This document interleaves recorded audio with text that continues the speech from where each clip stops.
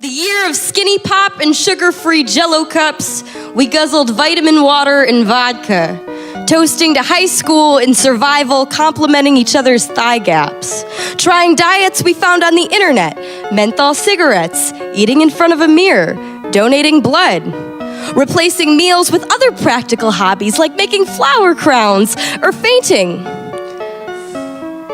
wondering why I haven't had my period in months, or why breakfast tastes like giving up, or how many more productive ways I could have spent my time today besides Googling the calories in the glue of a US envelope, watching America's Next Top Model like the gospel, hunching naked over a bathroom scale shrine, crying into an empty bowl of Cocoa Puffs because I only feel pretty when I'm hungry. If you are not recovering, you are dying.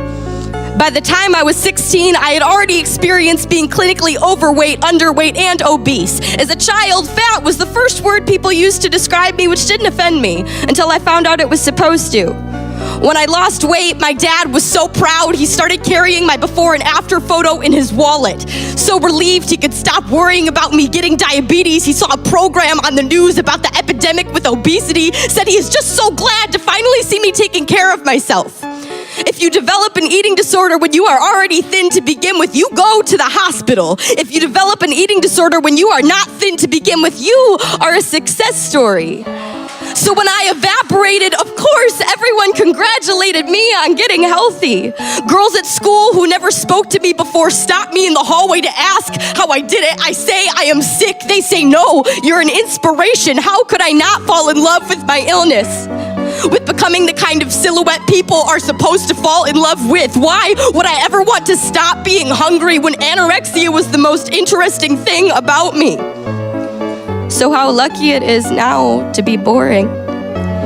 The way not going to the hospital is boring. The way looking at an apple and seeing only an apple, not 60 or half an hour of sit-ups is boring. My story may not be as exciting as it used to, but at least there is nothing left to count.